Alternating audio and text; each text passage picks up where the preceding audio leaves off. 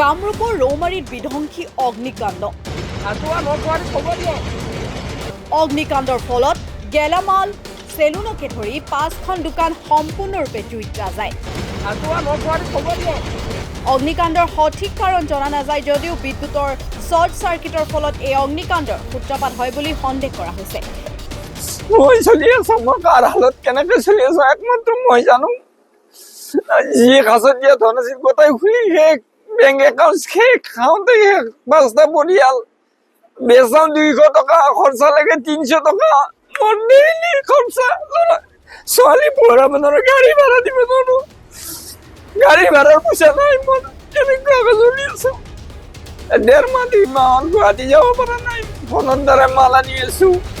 এই অগ্নিকাণ্ডৰ ফলত প্ৰায় 40 লাখ টকা মূল্যৰ বয় বস্তু অগ্নিত যায়। নিশা প্ৰায় সংঘটিত হয় এই অগ্নিকাণ্ড। কেইবাখনো অগ্নি নিৰ্বাপক বাহিনীৰ গাড়ীৰ লগতে স্থানীয় লোকে তৎপৰতাৰে লাগি এই জুই নিৰ্বাপিত কৰিবলৈ সক্ষম হয়। দোকান আছিল, ষ্টেচনাৰী দোকান। 3টামান বজাত সূত্ৰপাত হৈছে। মই ইফালে 3টা মানত আহি পালো, ফোন কৰিলে। এইটো শ্বৰ্ট চাৰ্কিট হোৱা বুলি শুনিছো। মই আহি পোৱাৰ ইতিমধ্যে ওপৰত মানে জুই উঠিয়ে গৈছে।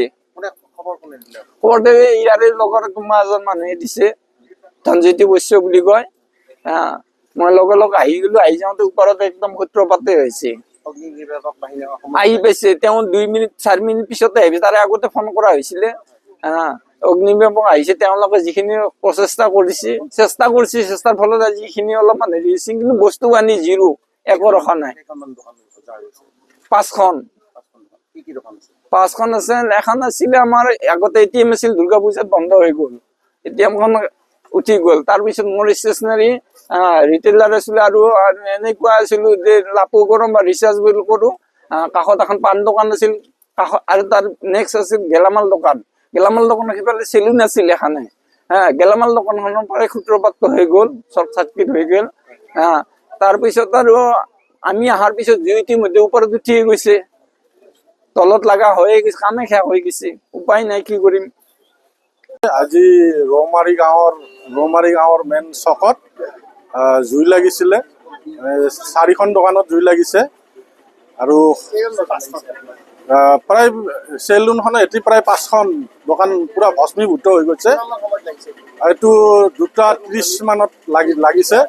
আৰু এইটো আমি একচুৱেলি আমাক যে ৰাতি ডাম্পাৰ চলি আছে, তেখেতসকলে আমাৰ গাঁৱত খবৰ দিছে, আৰু খবৰ দিয়াৰ পিছত আমাৰ ৰাইজ ওলাই আহি ফায়াৰ ব্ৰিগেডত ফোন কৰিছে, আৰু তেখেতসকলকো ধন্যবাদ দিছোঁ। তেখেতসকলে অলৰেডি তাত আহি পেলাই সকলোখিনি জুই নুমোৱাৰ কাৰণে চেষ্টা কৰিছে আৰু জুই নুমাইছেও।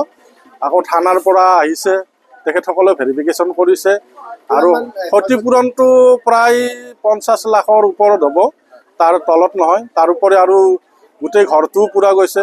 দোকানত বহুত মাল আছিল, ঈদৰ মাল আৰু বিহুৰ মাল ভৰাইছে, সেইবিলাক সকলোৱে ভস্মীভূত হৈ গৈছে। গতিকে আমি আমাৰ স্থানীয় বিধায়ক মুখ্যমন্ত্ৰী ডাঙৰীয়া আমাৰে হয়, তেখেতক আমি অনুৰোধ জনাইছোঁ ৰাইজৰ ফালৰ পৰা, মোৰ ফালৰ পৰাই, যাতে দুখীয়া মানুহখিনিক ক্ষতিপূৰণ দিয়াৰ কাৰণে আহ্বান জনাইছোঁ।